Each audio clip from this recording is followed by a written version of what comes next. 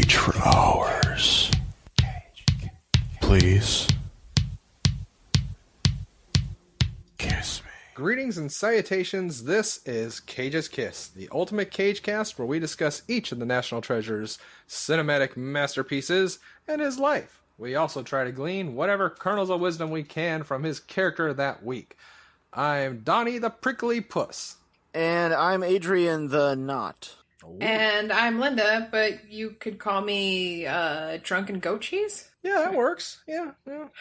Whatever. Chevy. So, this week's movie is the touching rom-com we all needed. Wait, yes? Shut the fuck up, Donnie. No. All right, I'll just... What the fuck are you talking about this movie for? A little drink.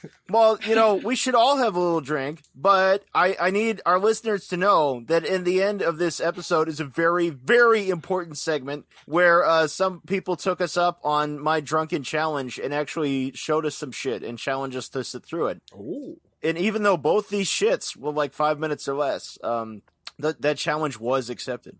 Indeed. But I guess you can tell the people about the Nicolas Cage movie, Donnie, if you really want to. I mean, I'm sorry if I upset you with anything. I did. I mean, I didn't mean to bring up your drinking last night. I just thought it was a little Don't fuck with me, man! I just want to know when you'll be home in time for dinner, okay? Well, maybe if you didn't burn it every night. Well, maybe if you weren't with your whore. You can't judge me. I am his father.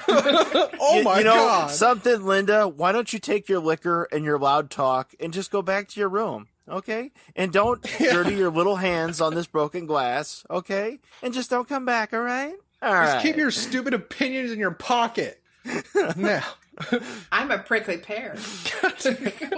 Donnie, why are we all prickly pears this week? Because this is a classic story of a boy meets alcoholism and then meets depression, finds a hooker with a heart of gold and ass gashes. But somehow they find each other in this crazy mixed up world of dazzling lights, flowing money, and booze at every corner. And Voodoo was so depressed it actually stopped me from finishing the last 10 minutes of this movie for 3.5 hours. So I'm going to assume right now, spoilers, that this movie ends how I thought it would, which is the two of them form a happy company together of a talent agency. She becomes his personal assistant, and you see that they're both clean and sober, they're living a wealthy life, and everything worked out in the end, and that's why they won awards. He They formed jizzes a his folk band. last into her. It's true. Okay, let's talk about the real plot about this movie. It's about a visitor from another place, another time. He has come to enforce his will. Will one stranger be able to withstand the warlock? I bring about the glorious bowl of Satan's unborn soul. Julian Sands is the warlock. You know, he was the best thing about this movie. He's so awesome. There are not words. Honestly, this movie really is just a remake of Enemy Mine, just a lot more emotionally invested. There are surprisingly a lot of celebrities in here, and even some of the B-list celebrities. Yeah, no, because it's the budget. The budget is roughly nothing. For movies, they had to shoot it on 16 mil. So most of the minor characters are like director cameos. Lou Rawls is in this as a cab driver. Freaking what you calls it? It has Richard Lewis, Steven Weber. I saw. Well, yeah, they're in it too, but it even has French Stewart. Wow. And Bob Raffleson. Bob Raffleson is the one who says, maybe you better wait. You can tell she really wants you to. Yeah. It's like, I wish Bob Raffleson would pop up at my mall and tell me when, I'm having a moment, with a friend. And it had Mariska. Yeah. Sorry. No, I was just going to say, as little as happens in this movie, there is so much to talk about with this. I've got a lot of behind the scenes. This is a rare. Let me just say, this is a rare fucking moment of Russ on here because, so this is actually probably objectively the pinnacle of Cage's career. Because it's not only a moment. It's a film that is remembered. It's not swept under the rug. Like fucking like Trapped in Paradise or Boy in Blue or whatever. It was actually financially successful, and he was actually like acknowledged by the industry. He actually got his Oscar for this one, and the SAG award as well. Yeah, SAG. SAG. But yeah, Figgis couldn't find funding because the movie was so fucking depressing, and so eventually the French company.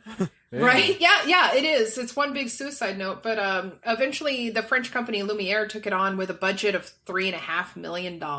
Yeah. And so, like you were saying, they had to use the 16 millimeter film stock. And they filmed on the Vegas Strip without permits. And it was all shot within 28 days with like a week and a half of rehearsal. Yeah. But it made $32 million. Actually, I saw nearly $50 million from what I saw. Really? That might include international. Yeah, maybe this was just U.S. Yeah, well, domestic gross. Nobody counts that anymore. They want to make all their movies appear to be the highest grossing movie ever made. So didn't this kind of kick off the whole let's feel depressed movie craze that kind of happened mid-90s? It feels like this was around the same time. Might have done. Well, Figgis had sort of been on that kick before, because before this he tried to do something similar with Mr. Jones, but that was a Richard Gere movie, and even Figgis admits it failed. I never actually saw it. Or as they refer to him in the movie, Dickie Gear. Well, and I remember years and years ago, like when I was a kid in the 90s, I saw a trailer for Mr. Jones, and I'm like, holy shit, Richard Gere could do anything. He's unstoppable. I want to be just like that. I didn't know it was about a guy having bipolar disorder, you know? He must be stopped. And then years later, I'm like, oh, wait a minute. That guy in that movie was Richard Gere. I don't think I'm actually going to watch it. No. So okay, lots to talk about. I thought I would bring this up though, since the big deal is supposed to be Cage having won the Academy Award. So I'm going to talk about what he beat out for Best Actor. Oh. So he actually defeated his old friend Sean Penn for Dead Man Walking. See. Anthony Hopkins for Nixon. Richard Dreyfuss for Mr. Holland's Opus. Love me some Dreyfuss. And Massimo Troisi for Il Postino, which at the time everybody was sort of jizzing over, and I never actually saw. Oh, totally. Yeah. I think that was kind of like The English Patient, where it mattered for about 5 minutes. No shit. It mattered for 5 minutes, but it lasted 4 hours. Yeah. A word about Mr. Julian Sands, by the way, who's not really from Latvia. Julian Sands. He was born in 1958. He was in Ken Russell's Gothic, which was awesome. He was in Vibes with Jeff Goldblum and Cyndi Lauper. Yeah. He was in David Cronenberg's Naked Lunch, where he turns into a giant rape scorpion. As he And he was in one of Dario Argento's worst movies. He was in the god-awful Phantom of the Opera with Asia Argento. Yeah. Wasn't his fault. Him. Yeah, I do forgive him. And I don't forgive Argento, though. No. He's my favorite warlock. You know, to and be as fair, Adrian was Bruce saying, Payne made an okay warlock. Sorry. Well, no worries. As Adrian was saying, this is was like one big suicide note, because John O'Brien, who was the author of the novel that this was based on, he basically wrote the novel to be sort of semi-autobiographical. And he shot himself in the temple in 1994, 2 weeks after Figgis optioned the movie, or optioned the rights as a movie. And Figgis actually considered not doing it at that point. He's like, shit, the guy's dead. Fuck. What a... Well, okay, well, but won't make it for nothing. I know it's inappropriate to laugh, but I don't care. It just, like, the whole thing reminds me of the scene in the opening of Father's Day when, now that he's dead and gone, of course, it's also sad, Robin Williams' character is a writer and he's about to blow his brains out and then gets a call and is having a conversation with a gun in his mouth. Nice. Oh. It's just, Well, no, now I might have to see that going one. to hell. See you there, buddy. Yeah. Robin Williams didn't hate the taste of metal in his mouth. God damn you guys. Or pills, for that matter. I hate you guys. So much. Apparently, John O'Brien did do a little bit of screenwriting. He had other novels that came out after his death. They were unfinished. And he actually wrote an episode of Rugrats. No shit. Yeah, and apparently it was a very traumatizing experience for him, though, because it was heavily rewritten. And even though it was an animated episode of a kid's TV show, he's like, they're fucking with my vision. Oh, God damn it. Did they have like ass rape in it or something like this? Bloody ass rape. I've never Thorne. seen a whole episode of Rugrats, so for all I know, that happens every episode. I haven't either, but there's was a connection before there our time. because Oh, it yeah. had it starred Elizabeth Daily doing I guess the lead voice, and she was on Valley Girl. Nice. Yeah. I have the movie running silent in the background. Oddly enough, this is one of the only movies for this podcast that I haven't had to pay for in some form or another. And Nice. oddly enough, it's one of the only good ones. But no, this is really cool because the opening titles don't come until 16 minutes into the movie. Because the opening of the movie is just this short film about what a shit life Cage has, and he gets fired by the studio and is like, "Maybe I'll go to Las Vegas." Parentheses to drink myself to death. Oh. Record scratch. Yeah. You're probably wondering how I got here. Yeah, no, that's the other good thing about this movie is there's no goddamn narration. Yes. Yeah. It's like we're a little bit arty, we're a little bit art house here, but we're not gonna go full pretentious. Ooh, No, but I'd instead also- we get a lot of jazz all the time. Oh my God, okay, loud jazz. okay, yeah. Since you brought that up, I unabashedly did enjoy this movie, and yes, it made me want to kill myself a little. But what really made me want to kill myself was the soundtrack. Yes, Yeah. exactly. So Figgis had to do the score himself. They were in a budget of like zero, basically. And so he plays keyboards and shit, and the incidental music is whatever. But however, there's the soundtrack features a lot of Sting and Michael McDonald doing covers of older songs. So look, I like the Doobie Brothers, but if I have to hear Michael McDonald sing "Lonely Teardrops" one more time, I am gonna go to Las Vegas and drink myself to death. Now, in a sense, it's appropriate because, like that hearing those songs over and over again is like unto having an empty stomach full of booze. You don't feel that great. No. I do love Sting, but like the music's just so fucking loud throughout the movie. Yeah, there is. yeah. I'm pretty sure it's intentional, but there is a disparity of the audio where a lot of the dialogue is kept far more quiet, and the music is I think really there to grate on you. It's like love the teardrops, my one and only love. They should have had Tangerine Dream do the soundtrack. It would have been fun. Just put in the entire soundtrack for Michael Mann's Thief. Just Tangerine Dream and Ry Cooder. That works. Add some Goblin in there. Oh, which reminds me, we're going to be talking about Iron Maiden later on in the end segment of this Hell yeah. podcast.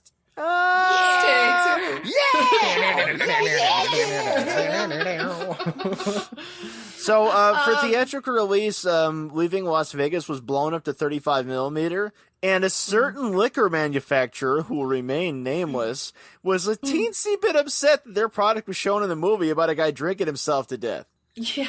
So, for the 35 millimeter print, they had to digitally mask liquor bottle labels. I wondered about that. It's not all of them, it's only some of them. Yeah. And I think the version that I watched on Amazon is from the 35 millimeter blow up, but apparently the 16 millimeter prints of it still have them. So you can find a version of this film somewhere where you could see what that was. I don't know if it was Bacardi or Smirnoff or whatever else. It was sure. He does drink a lot of vodka though. Like A lot. he takes 2 vodka bottles into the shower with him. Whiskey. And he was drinking in the pool. Yeah. He jumps into the pool while drinking a beer. He's drinking a beer underwater. You get the little bubbles coming out of his nose. Some people then said she I was comes born a small fish in a pond. I should also mention that this movie also has like Laurie Metcalf, aka Aunt Jackie, and it has Mariska Hargitay as the hooker. Yeah, she doesn't have any lines, and that's just what Mariska Hargitay is good for. Elliot, you're the longest relationship I've had with a man. Funny, I was thinking the same thing. It also features Danny Huston and Mark Coppola, his brother, And Nick Cage's brother. Valeria Golino from Rain Man and Hot Shots. She plays Terry in the bar. You're Oh, like shit. a cat. The Cat in the Hat. Yeah, the Cat in the Hat. You turned me on. And it also has Julian Lennon as a bartender. Yes, it does. Yeah, Yes, it does. yeah. That was a treat. That part's hilarious. Like, I know it sounds funny, but we're gonna have to kick you out. Yeah, it's what we do anytime there's a fight. and then he goes back to Elizabeth Shue's place, and he's got blood dried all over his face. And he passes the landlady, and she's in her swimsuit by the pool. She's bent over, and he's like, "Sexy, sexy." That's another great thing about the character is that he gives out all these random compliments. You know, He does, but when he's on the bench out there on the strip and he's utterly wasted. Yeah, he's got the liquor bottle in his hand. Elizabeth Shue's like, I can't have dinner with you. He's like, they got prime rib for $2.99. You look beautiful in that dress. I don't know. My favorite is still him taking notes in public at the bank. Yes. If you were to dump whiskey all over your naked body, I could clean you up so some other man could fuck you. Yeah. Which is funny because that basically comes true with her character. Yes, in a very artsy-fartsy shot where we see her pouring booze down her boobs. I don't think it was the liquor and the loud talk that the hotel staff had a problem with. It was them fucking by the pool. Oh my god! Like all the note taking and the screaming and the mannerisms, it's like all the Cage shit suddenly makes sense because it's suddenly like actually like self-effacing and pathetic. You know, like intentionally. Yeah. You know. Yeah. Like we've seen so many movies where Cage looked bad, but now he like looks bad on purpose, and there's an explanation. Well, when he got the script, he was working on Trapped in Paradise. And he was like, an escape!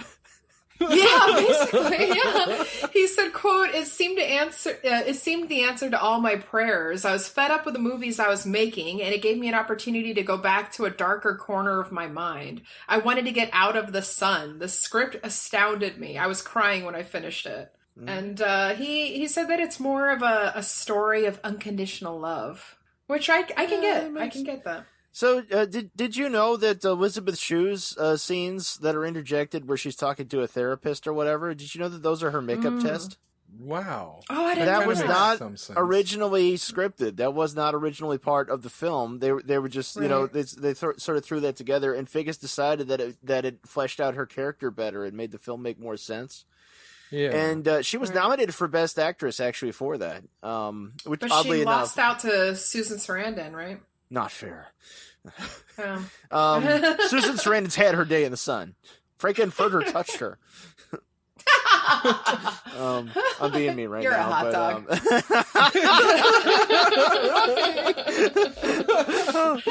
But apparently the producers did not agree with Figgis on including those initially. But I think it makes sense. You know, it also I'm glad they did. You know, sometimes you need to break up something like this. You know, break up some of the intensity. A word on Mike Figgis. He's one of those very distinctive guys, and you kind of either love him or hate him or regret him. He was born in 1948. He's English. He lived in Kenya until he was 8 years old. He directed Internal Affairs, which is the movie from him that I really liked. He also did Time Code, Mr. Jones, I already mentioned, One Night Stand. I thought you were going to say Time Cop, and I was I was getting really interested. Huh. Yeah, you know, actually, all of Van Damme's dialogue in that one, you know, he was doing method, you know, and I am this father. Yeah, Ron Silver actually researched time travel for his role. Yeah, Jesus Christ. You know, and Figgis also did that piece of shit fake horror movie Cold Creek Manor, which I will never forgive him for. I hate that movie so much. Sorry, Figgis. And our movie was shot by Declan Quinn, who was born in America, but I guess became an Irish citizen at one point, and then he met Bono and started making music videos. He shot... So what? I did too. Freddy's Dead, The Final Nightmare. Oh, fuck off. Yes. And 28 Days with Sandra Bullock. Should have been a zombie movie. The 20 Prequel to 28 Days Later. the Sandra Bullock movie is like the G-rated movie of the movie we watched this week. Yeah. And he also did Neil Jordan's Breakfast on Pluto. Oh, Cillian Murphy. With Cillian Murphy, yeah. Cillian Murphy. And a word on the immortal Elizabeth Shue. Yay. This is what you babysitter. really need to know. My favorite Shue. She was in The Karate Kid. And Hamlet, too. And Hamlet, too, playing herself. Yep, she was in Cocktail. She's Tom Cruise's girlfriend in that one. She replaced Claudia Wells as the girlfriend in Back to the Future series. And she was in that weird piece of shit, The Trigger Effect, and the Val Kilmer, The Saint. Oh, Jesus. Everything just sort of went wrong for her after this movie. But now she's in The Boys on Amazon, and it's fucking amazing. Let's get up on the hand. No, yeah, it's fucking amazing. So. And I love her. So, Linda, you were going to tell us all about Nicolas Cage's awesome acting techniques for this movie. He agreed to do this movie for $240,000 rather than his usual $4 million range because he just wanted to do it that bad. You got paid $4 million to be in Trapped in Paradise? Oof. Well, I mean, I don't know, but Man, that movie was just a money toilet. He did say that that if he hadn't had some quote unquote like semblance of a career, he'd never be able to do this and like to be able to pick films that he actually wanted to do. And he didn't think that he was going to get any awards or that anybody was going to even fucking watch it. But he just wanted to do it because it was something that I guess like that touched something in him. And so it ended up working out pretty well for him. But to prepare for the role, he studied some amazing performances, including Raymond Land in Lost Weekend. Hell yeah. Dudley Moore and Arthur. Oh, Dudley Moore wasn't acting, though. I know. But he said that he used, quote, the idea that he didn't know how to modulate his voice. Austin Powers is based on this movie. Vegas is in there and everything. It's so unfair. Yeah. I think we're based on Arthur. But, one of our favorites that brings me back to our college days when we lived together, Jack Lemmon in the Days of Wine and Roses. Tell the people at home what you and I were doing, Linda, when we watched Jack Lemmon and frickin' Lee, what's her name, in Leah Remick in Days of Wine and Roses. Drinking a shit ton of liquor. And I remember you and I would we would go up to a mirror and be like, it's a couple of bums. We used to say it was office politics, but it's the booze. We get drunk.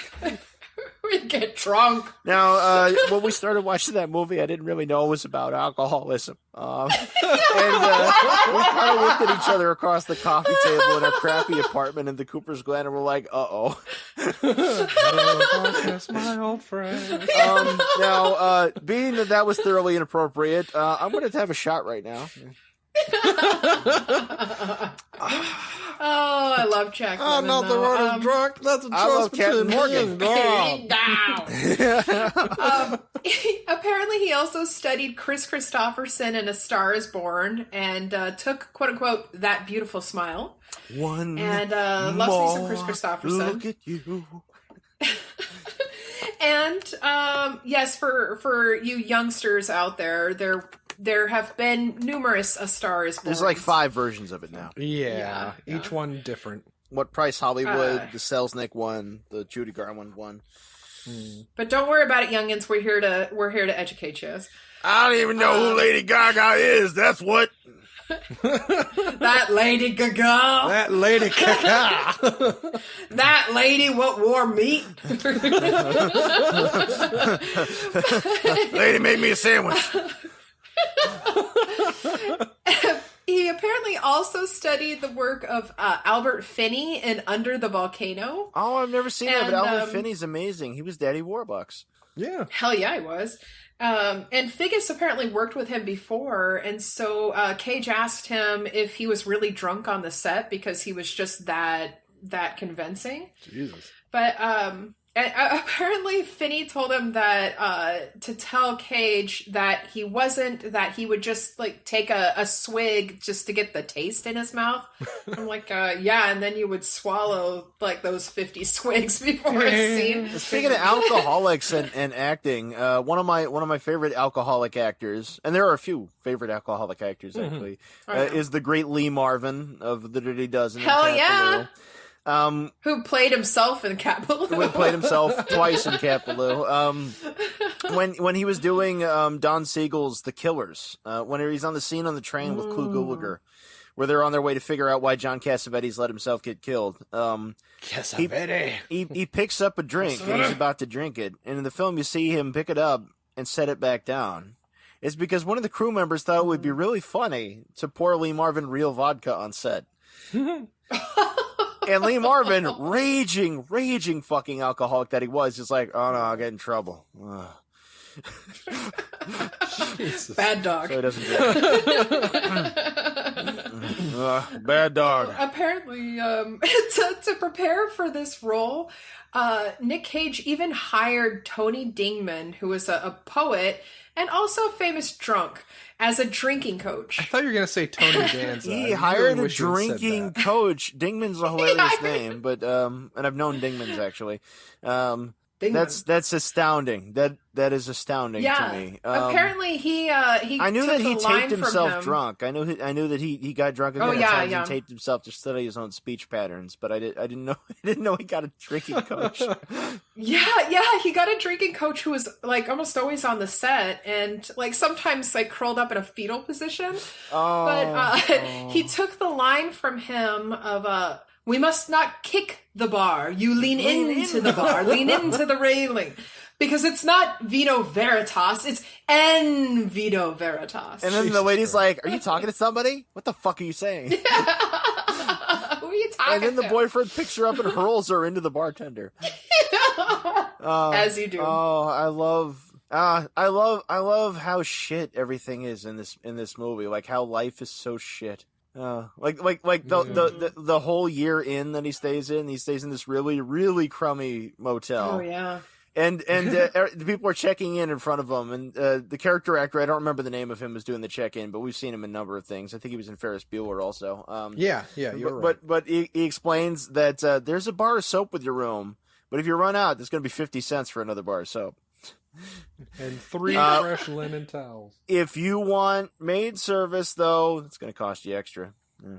And if use you the use pool that at your own swimming pool, risk. it's at your own risk. We don't have a snow lifeguard here. There's fancy so pants. much jizz in the thing. It's practically more semen than water. Yeah, James Caan thought he'd get pregnant if he swam in that pool.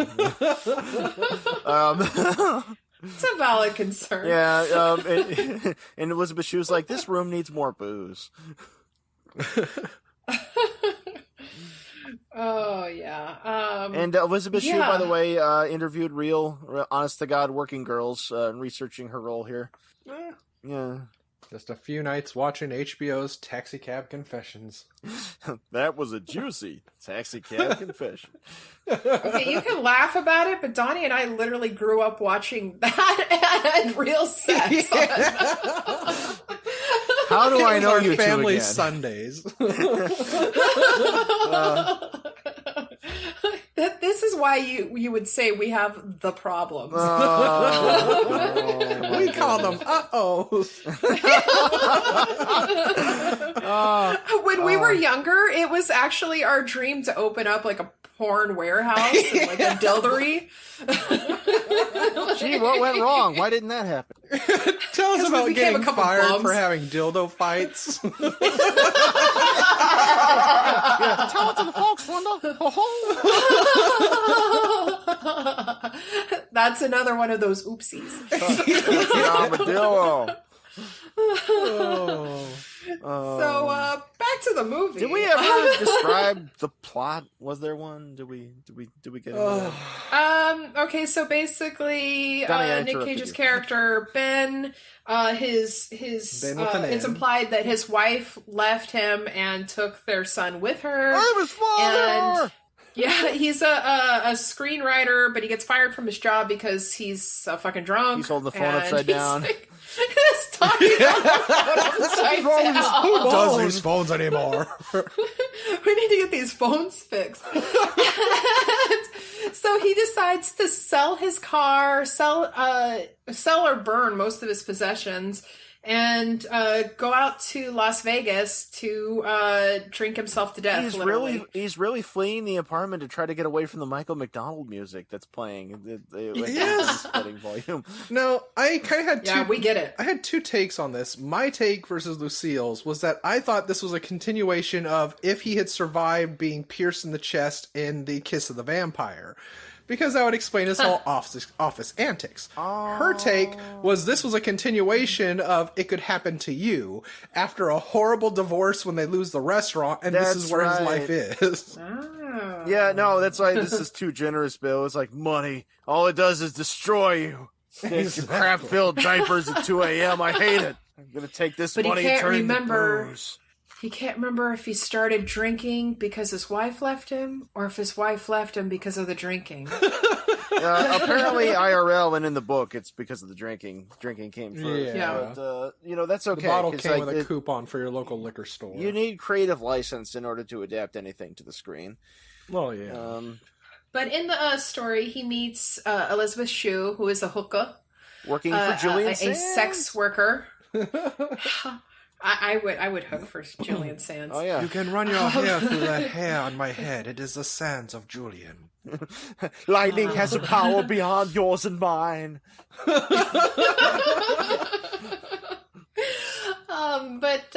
So she decides that she's tired of being alone, and Julian Sands, his character, I think he gets killed, and he basically pushes her away before because he knows he's gonna die, so he says basically tells her to fuck off.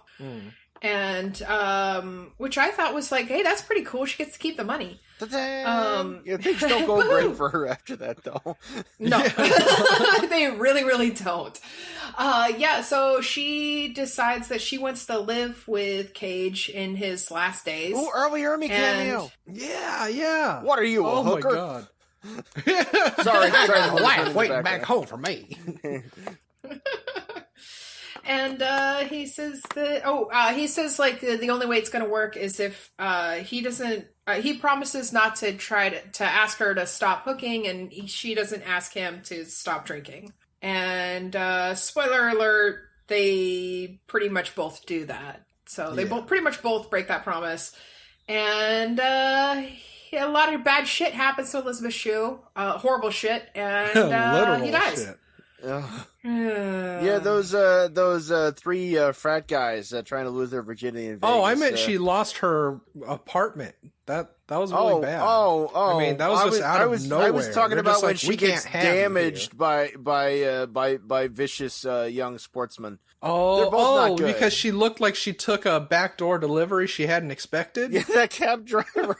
He was just the most like casual he's like, I'm gonna let you out here. She's conversation. like, I got the money, and he's like, okay, I'm just trying to cover my ass. Something you should have done. Yeah. And it's like, A total fucking biggest dick cab driver ever. It's like seriously. oh man, it's like a Neil Breen movie or something. Oh God. That cab driver was played by Xander Berkeley, who you may have seen in Air Force One and Terminator 2 and Shanghai Noon. But don't watch those movies on purpose. No, just no. accidentally. You might have seen, but don't go out of your way. Yeah. It's better. Oh, to not also watch he was in Shanghai Noon with your mom comes into your room. It's like, I wasn't watching it, I swear. I have no son. It's perfect. Not even the good Wilson. But apparently he was also in Walking Dead. I totally forgot about that. Yeah, But In this, he plays an asshole. And he does a damn fine job. Yeah, playing an asshole. Cage buys Elizabeth Shue earrings. It's like, I was just going to buy you one earring, but it's like, Oh my I don't know if God. that's appropriate. Maybe you should only wear one at a time, though. Yeah. You know, for when you're getting done by tricks. He more or less says. Well, yeah, he says so you could feel it hot and sharp under your ear as a brother pushes your face into the pillow tonight. Yeah, he is completely unraveling on screen. It's kind of amazing. Yeah. This is a little bit like a Cassavetes movie, actually. Just like in that like things go on uncomfortably long in spots, and it's like it is really designed. Just like no, this you're not going to get to turn away. This emotion's going to get put in you. Yeah. And I love Elizabeth Shue in this, and I thought she was pretty goddamn amazing. But like, everybody was afraid at first that she was too wholesome to pull it off. Yeah, and until they started rehearsing. Cage said that he saw like how devoted she was to the part, and that he says, quote, "There's a tremendous amount of pain inside Elizabeth Shue. I don't know where it comes from, but it's there, and she's figured out how to tap into it." I love the part where he first takes her back to his room, and she starts talking about like all the things that they can do. It's like you can come on my face, you can fuck my ass, and just don't put it in my hair, right? And, oh my! And he starts just going. He's like, "Oh my goodness," Yeah. and it's like, oh my God, this is the most precious thing ever. It is, and that's something that Lucille brought up when we were watching, was like when he said, she's like, "You can do everything you want, put it wherever you want." He's like, "Well, how about you just stay and we talk instead?" And she's like, "The fuck didn't you just open with that in the first place to all the women you creeped out in the fucking bar?" I mean, Jesus. I fucking love that scene early on where he's trying to get Valerie Golina to go back to his apartment on the beach. He's like, "You turn me on. You're not too short, not too tall, you're not too round. You're like a cat. The cat in the hat. The cat in the hat." It's like, "You're so cute and you smell so good. And I'm really good in bed, believe me." It's like, this is the most pathetic thing ever. This is awesome. It was amazing. And he walks up to her, and she's like, "Oh God." He's like, "What is it?" It's like, "You've been drinking all day." And he's like, "But of course." But that scene with that we were talking about, where they're he first brings her back to the apartment or the hotel room. She said, I guess Elizabeth Shue said that it was Cage's idea to sing during the blowjob scene.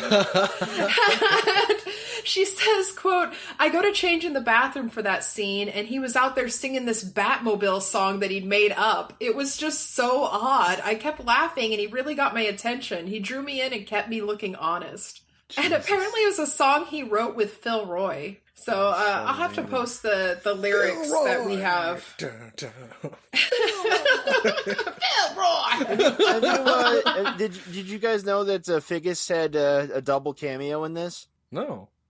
I know every that he time they're was the getting in and out of mobster. cabs, there's that red mullet thing on top of them. Yeah. That's Figgis's production company. That's the image of Figgis. We kept wondering why that was being seen everywhere. Yeah, that's him. Possible. And when Cage is driving through the desert and stops to get gas, and that creepy Eastern European mobbed up guy with the mullet and the sunglasses stares at him, that's Figgis again. No shit. And it is also Figgis in the hall in the hotel, I'm pretty sure, whipping out the gun to kill Julian Sands. Yeah. Oh, that's great. Figgis! We will never forget. Figgis! Oh, we're about to go in and kill a motherfucker, Figgis!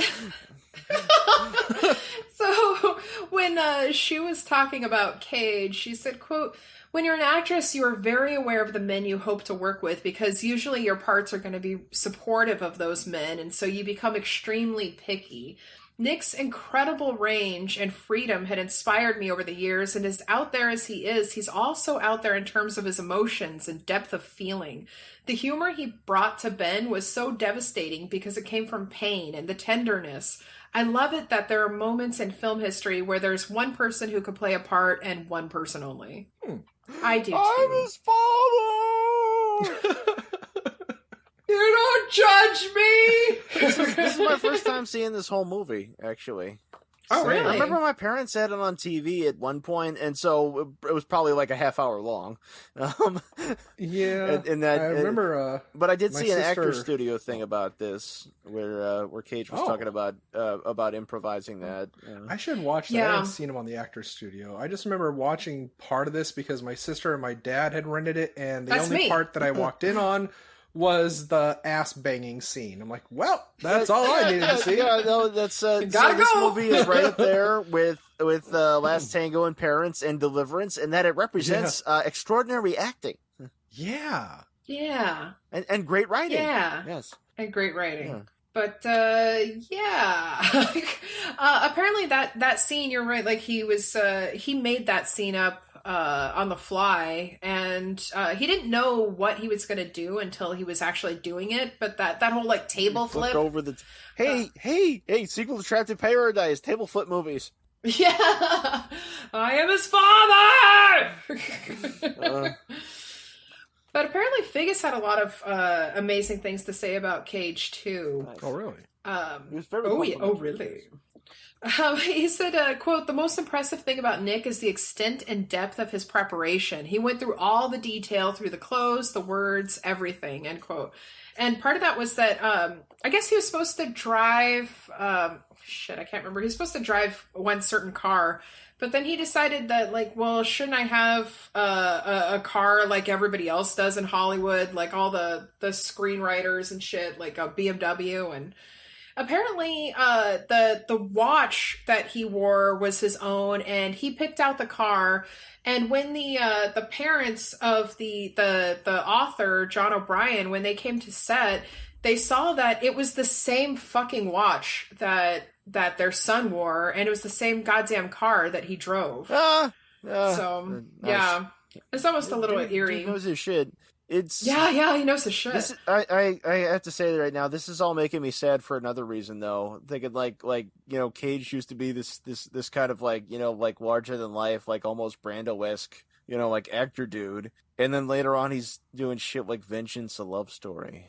Ooh, wait, you didn't like Bad Lieutenant too? What are you saying, I was Adrian? reminded of Bad Lieutenant 2, the part early on before the credits, after he's got rejected at the bar, where he picks up the prostitute and he is just blind fucking drunk at this point. He was driving, just taking full on swigs of the Absolute vodka or whatever, while the cop looks at him. And then he gets the prostitute, and he's like, I think surrender fixes the big picture right now. And the audio is all muted because like his perception is just fucked. And I'm thinking and then there was that part in Bad Lieutenant 2 where he randomly goes like, "Dad, a man without a gun, that's not a man." The difference is that in this movie, like it's about a fucking raging alcoholic killing himself with booze on purpose. What the fuck was Bad Lieutenant 2? Yeah. I was hoping you were going to say exonerated it for was no all about- reason. This is a remake of a movie about a drug addict cop who gets killed, but for some reason in this version nothing happens. What the hell? There are no consequences. No consequences. Yeah. Fuck you, Werner Herzog. Yeah, fuck you, Werner Herzog. Figgis also apparently said that quote, Nick is very delicate and vulnerable. He goes out on the wire sometimes for a character, leaving himself open for being hurt if something doesn't work out. That's very rare. He has a range most actors would give their teeth for, and he probably has a better intellectual background than most actors. Great acting is in proportion to intelligence, end quote.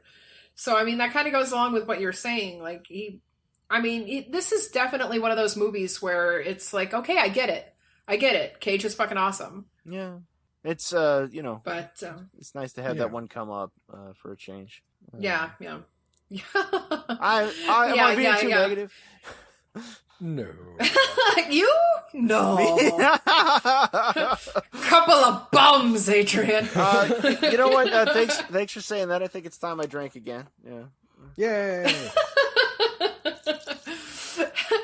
So, with that, So should we go round, into cagey so firm, wisdom? We haven't even What gotten we to learned? face off yet. But I All do right, have some so- face offs. Speaking of face off, Donnie. Yeah, so all right. My first and final take, because I really don't think anyone should make this movie. It did not need to be made. It just, this thing is so horrible. But if we're going to do it, then I have only 3 choices for this. In Nic Cage's role, we already mentioned him once. I would want Jean-Claude Van Damme. And Hell yeah. for the director and writer, I would like Neil Breen's take on that, since Adrian had mentioned him earlier. Now, for the part of Elizabeth Shue, Divine. Divine would have been amazing. Now, Donnie, unlike you, I envision a universe in which this movie should have happened, but I feel like in this universe, it would have felt justified because of who it happened to. Mm-hmm. Because in my little world, this movie would have been the feel good movie of the century had it only starred Richard Gere and Julia Roberts. Dickie Gear. Oh, God. Just Richard Gere drinking himself to death. Julia Roberts getting beaten up by tricks. Yeah, I'll pay to see that a couple of times. You know, I would pay to Here see for that it. as well as Tom Hanks and Meryl Streep. It would have been great either way. I'll get over you. I know I will. I'll pretend my ship's not sinking. Pretty Woman 2, The Reckoning. I wouldn't. Oh, Jesus Christ. I would not change the casting whatsoever because I thought they both did a fucking amazing job. True. But if I had to, at first I was thinking for Ben, I was thinking Bill Pullman. But then I thought better of it and I realized that no, we just talked about him earlier before. The perfect addition would be Dudley Moore as Ben. Because I would fucking love to see that. And then as Sarah, I chose Patricia Arquette because I just rewatched True Romance this week, and I want to see some more. If you did it with Oliver Reed, you wouldn't even need a script. They could have just followed him around. George C. Scott. True enough. Peter O'Toole. I also, for this episode, starting with this episode, I have a new segment for y'all. Oh, shit. It's called Clothes Off. I want his clothes. Well, we got to So see wait, Julian I've Sands been the was only cool. one naked this whole time and no one else has been doing this? It's like 100 degrees. What? I mean, yeah. Like naked isn't a choice right now. Yeah, it's a life. What? So I wasn't talking about you, assholes.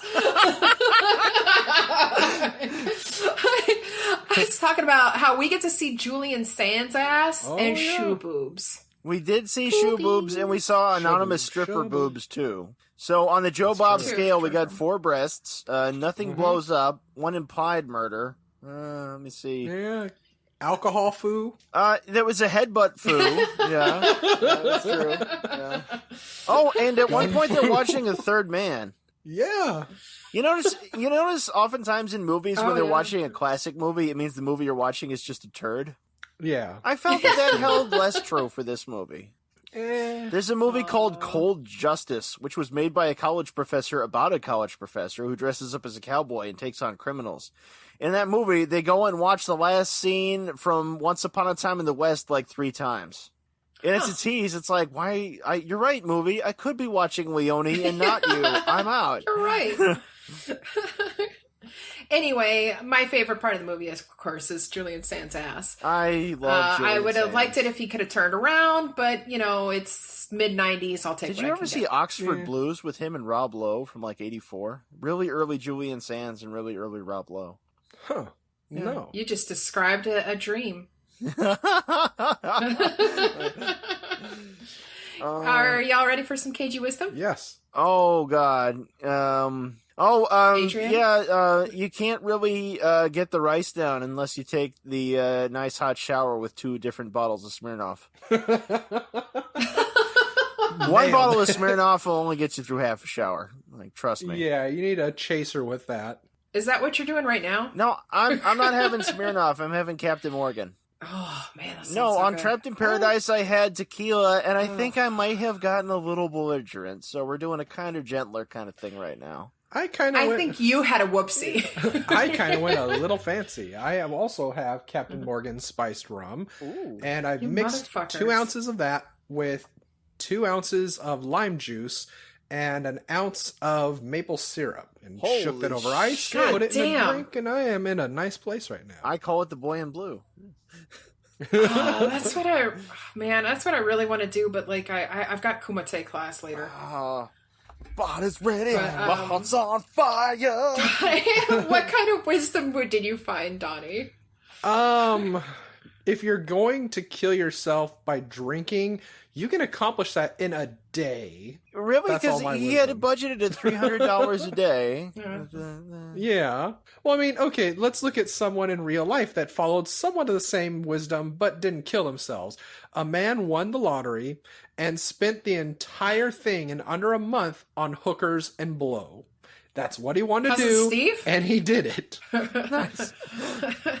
Well, Yeah. Hookers and blackjack. let's get into some basic biology here, though. You could try to kill yourself in one day, like if you drank that whole shopping cart full of Yeah. liquor that he got in the opening Yeah. scene, Yeah, like yeah, all yeah. at once. But there's still the odds that your liver's going to overperform and you're just going to throw up a lot. That's true. Yeah. You know, unless you lie on your back and plan on aspirating. Yes. You could pull a But- Bon Scott John Bonham if you really want to go that way. I feel like he wanted to go like the He was smooth way. I think it proves to you what someone can do when they have a dream and a goal. I love how his last line in this movie is, wow. Yeah. Wow. Well, he said that like it apparently wasn't originally supposed to be in there, but he thought that like he'd seen such amazing things, and I mean he got to jizz like right before dying. Yeah, I she mean, was- He didn't know if it was coming or going. and you know he got to find true unconditional love, and I don't know. But my wisdom was that you can't control people's lives. They're going to do what they're going to do, but you can support them like she did. She was there for him in the last minute. And I'd say, of course, to be serious, course. reach out when you need help, Yeah. and don't be an asshole when someone else reaches out for help. And no matter a person's appearance, lifestyle, or profession, have some fucking compassion, and don't be that asshole cabbie driver who's asking Yeah, speaking or of- saying you should have covered your ass. Yeah, speaking of, when she mounted him at the end so he could finally orgasm with her, would you say that she shooed him in? Oh! And when you're too shaky to sign for your check at the bank, just explain that you had brain surgery. Yes, and you're gonna have lunch and you'll feel better. Okay, seriously though, that scene and Bad Santa when Billy Bob is trying to make a string of popcorn and he can't fucking steady his hands are like the greatest things. I can't help it. Movies about drunks are great. It's just always They that are. is Yeah, fucking gold. it- I don't care who you are. You know. It's true. But you know, like So- I don't know if Cage shit himself when he died on that bed, but we did see a film concerning somebody defecating this Yes. week. Linda and I saw it. Donnie Yes, we was did. spared.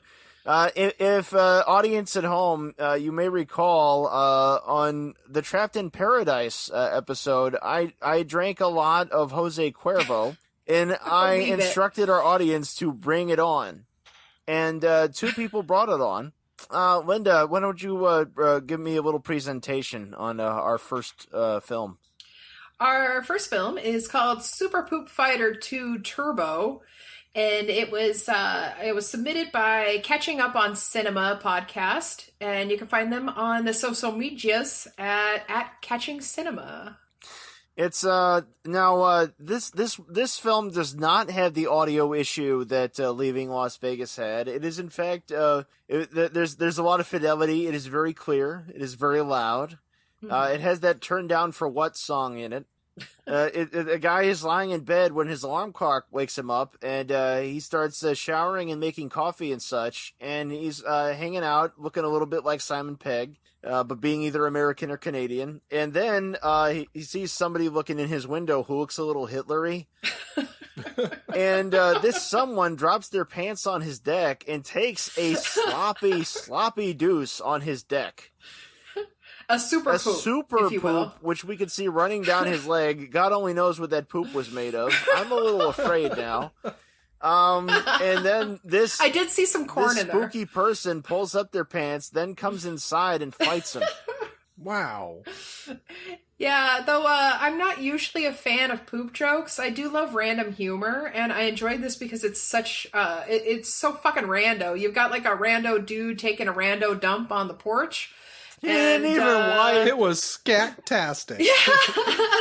I was saddened by the thought of ruining a pair of perfectly fine pants and chonies, but impressed by the ability to chest kick while in that situation. there was an epic fight that got started there before the cut. The only thing, it's only 2.5 minutes. I was hoping they were kind of going to use poop as a fight medium. You know, like maybe they had a real stiff one and there were poop swords, you know, or maybe it's like a ray gun, you know, and there's a projectile thing going on. I mean, a lot of realism present though. He's not a super poop fighter per se, but a super pooping fighter. It was evocative, and I am open to seeing Super Poop Fighter 3D. The Very inevitable sequel. avant-garde. Yeah, 3D. We're here for the Kickstarter. And I hope that stuff washed off your deck okay. And Linda, you sent me two movies as part of this challenge this week. Why don't you give me a little bit of background about the other one? All right, so I totally fangirled out over this one because my favorite reality show. You will live with honor. Including all the queens on Drag Race. Still, my favorite contestant ever, Cig Neutron from Face Off. He submitted Skid Ronan through his company, I guess, Bizarre Ogogo. Yeah, go. And you can find him on the social media. Just like Monster Ogogo. At Cig Neutron. Exactly. So, what were your thoughts on Skid Ronan? Oh man! All right. Well, I liked of the three things we watched this week, being Super Poop Fighter 2 Turbo, Leaving Las Vegas, and this. Skid Ronan had the best soundtrack as it features Iron Maiden's "The Trooper." Hell yeah!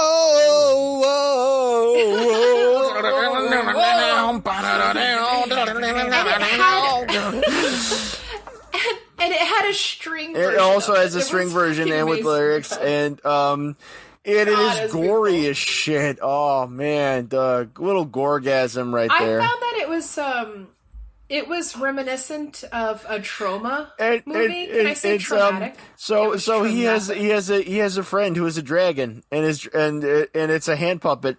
Oddly enough, this is not the only hand puppet movie I saw this week, because last Wednesday on Amazon. Did you also watch? No, the I watched Nightmare Weekend, which is the biggest turd in the world. Because Nightmare Weekend is a British American French co-production about this mad scientist in Florida. They developed this computer that also has a hand puppet attached to it that's like the daughter's friend that can shoot metal spheres into people and make them into zombies. But mostly it's just people hanging out around boomboxes having sex to Muzak sound-like versions of popular hits. So Skid Ronan, compared to most of what I saw this week, is pretty good. I enjoyed the hell out of it, and I gotta say, like, if there was a full movie I that would was watch based a on full this, I would movie. watch Yeah, the no, shit we'd be out of right it. up there with Hobo and a Shotgun. Hobo with a Shotgun. There is a rip, down on his the luck Howard. street bum Ronin dude. And his dragon friend gets raped by them, and he gets beat up, and he tries to strike back, but it turns out his sword's only cardboard. So he comes back with a better sword and some very homemade armor, and he cuts faces and heads off. And he splits a guy. Yeah. in twain. The man was cleaved in twain.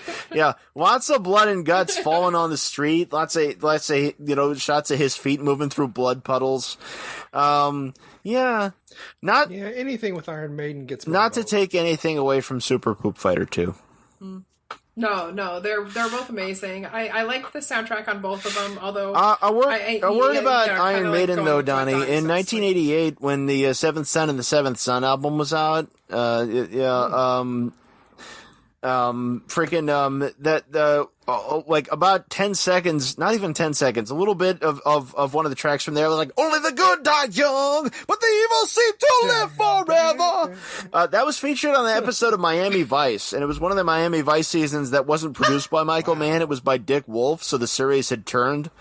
It's just why it only lasted 5 seasons. Dick Wolf sucks. In that one, Crockett, Don Johnson, is hanging out on his boat with this rocker dude who's like on the run from crooks. And Crockett's trying to scold the metalhead for having this apocalyptic attitude and thinking society is doomed.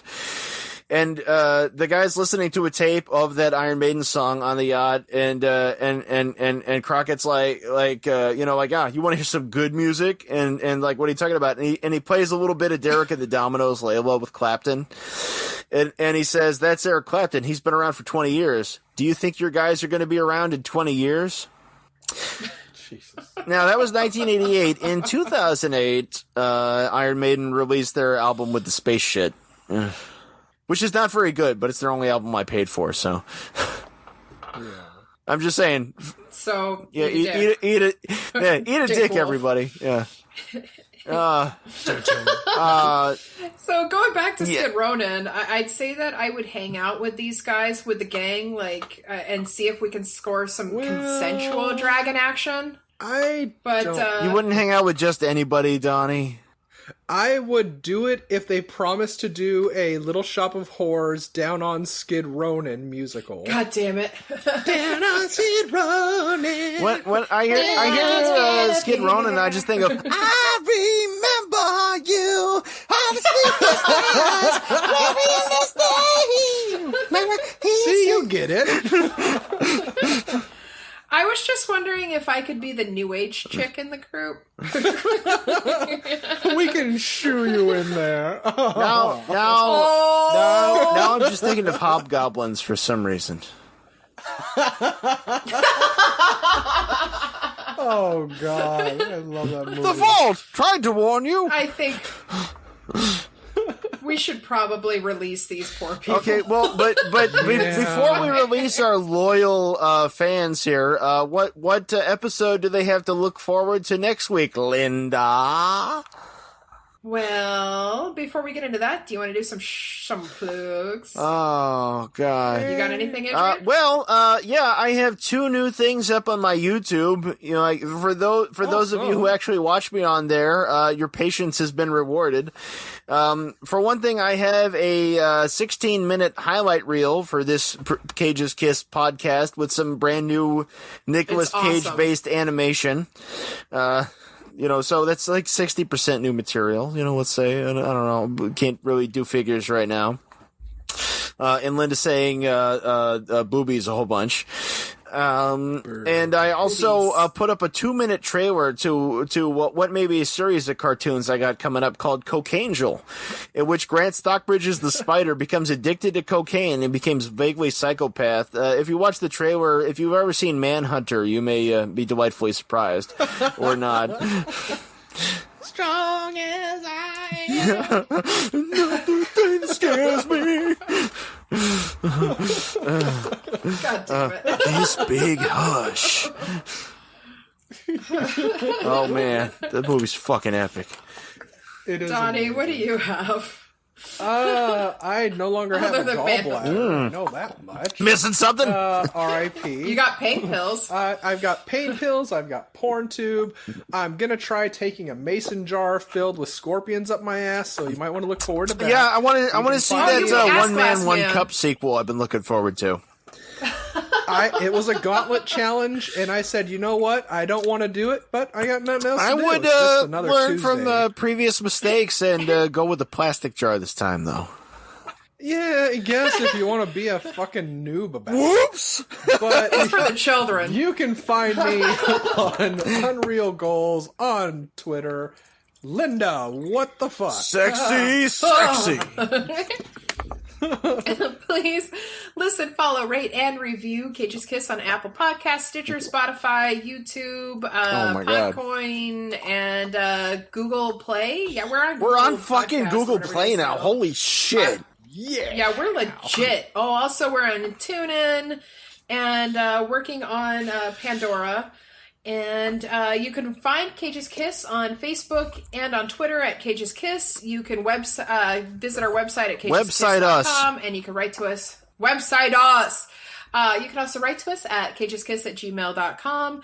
And I'd also like to give a shout out to ABP Finance for giving us a review this week. It's awesome. We got reviewed. And, oh yeah, we got Go to your corner, dummy. You're out of your element. Strong desire rages deep within. And now it's time for the Metalong. We will be seeing you next week with The Rock. Oh no, are we there already? Connery. You're the man We've now. reached the Bruckheimer era, everyone. God save us all. Yeah. And until then, I really wish that you'd come home with us. You're so cute, and we're all really good in bed too. Linda, you've been drinking all day. And you smell great. I'm And you good look great. at sex stuff. I'm good at sex. Your hair is You great. turn me on. Brrrum. You turn me on. Brrrum. You're not too tall. You're not too short. You can't you're not judge too me. round. I'm his father. You're like a cat. The cat in the hat. I'm a prickly pear.